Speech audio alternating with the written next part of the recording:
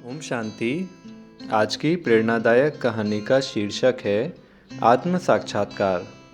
एक सन्यासी सारी दुनिया की यात्रा करके भारत वापस लौटा था।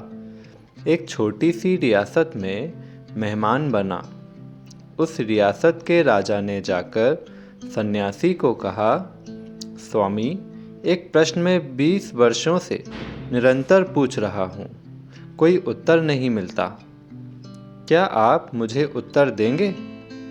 सन्यासी ने राजा से कहा, निस्संदेह आज तुम खाली नहीं लौटोगे, निश्चित दूंगा, पूछो।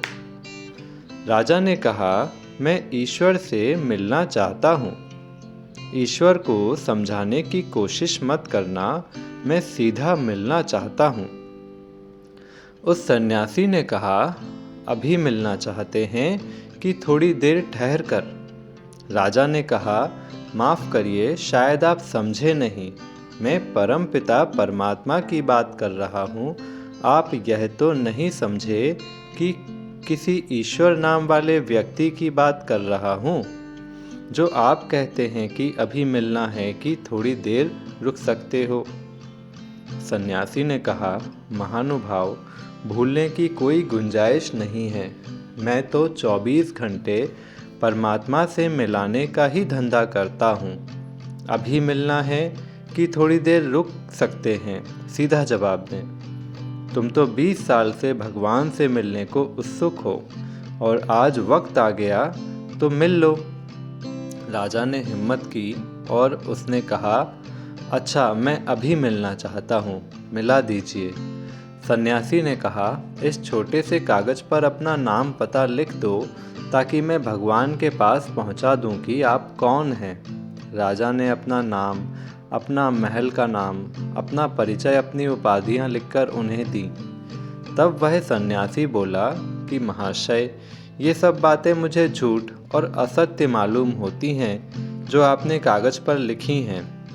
राजा हतप्रभ था कि इस सन्यासी को मेरे परिचय पर संदेह क्यों हो रहा है। सन्यासी ने कहा, अगर तुम्हारा नाम बदल दें तो क्या तुम बदल जाओगे?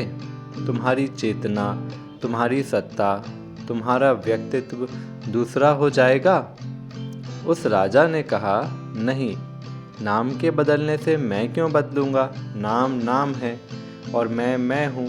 तो सन्यासी ने कहा, एक बात तो तय हो गई कि नाम तुम्हारा परिचय नहीं है, क्योंकि तुम उसके बदलने से बदलते नहीं।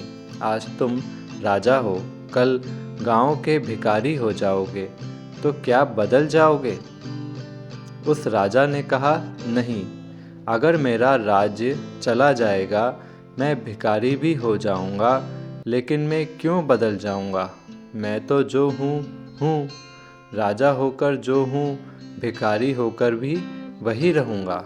अगर महल, राज्य और धन संपत्ति नहीं भी होगी तो भी मैं तो वही रहूँगा जो मैं हूँ। फिर सन्यासी ने कहा, तो तय हो गई दूसरी बात की राज्य तुम्हारा परिचय नहीं है, क्योंकि राज्य छिन जाए तो भी तुम बदलते नहीं। अब ये बताओ, तुम्हारी उम्र कितनी है? उसने कहा, 40 वर्ष। सन्यासी ने कहा, तो 50 वर्ष के होकर क्या तुम कुछ और हो जाओगे? जब तुम 20 वर्ष या जब बच्चे थे तो क्या तब तुम कोई और थे? उस राजा ने कहा, नहीं, उम्र बदलती है, शरीर बदलता है, लेकिन मैं कभी नहीं बदला। मैं तो जो बचपन में था, जो मेरे भीतर था, वह आज भी है।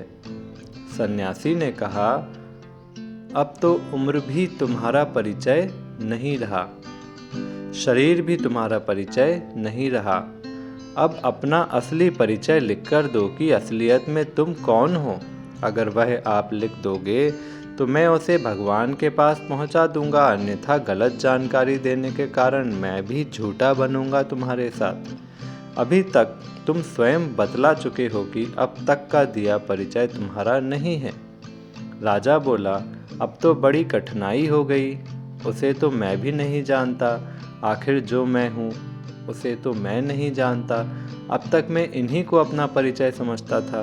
सन्यासी ने कहा, मेरे लिए भी यह धर्म संकट है कि जिसका मैं परिचय भी ना दे सकूं, बता भी ना सकूं कि कौन मिलना चाहता है, तो भगवान भी क्या कहेंगे कि किसको मिलना चाहता है। तो जाओ, पहले इसको खोज लो कि तुम कौन हो, और मैं तुमसे वचन देता हूँ कि जिस दिन तुम यह जान लोगे कि तुम कौन हो, उस दिन तुम्हें भगवान को खोजने की आवश्यकता नहीं पड़ेगी, क्योंकि स्वयं को जानने में ही वह भी जान लिया जाएगा। जो परमात्मा है, यानी जिसने खुद को जान लिया, उसने परमात्मा को पा लिया। खुद के बोध के लिए सद्गुरु की शरणागत होना होगा, तभी साक्षात परम ब्रह्म का दर्शन हो पाएगा। जिसने भी वह दर्शन किया, अपने अंदर जीते जी किया। परमात्मा को याद करने से ही हमको सद्बुद्धि प्राप्त होती है। इन्हीं शुभकामनाओं के साथ शुक्रिया। ओम शांति।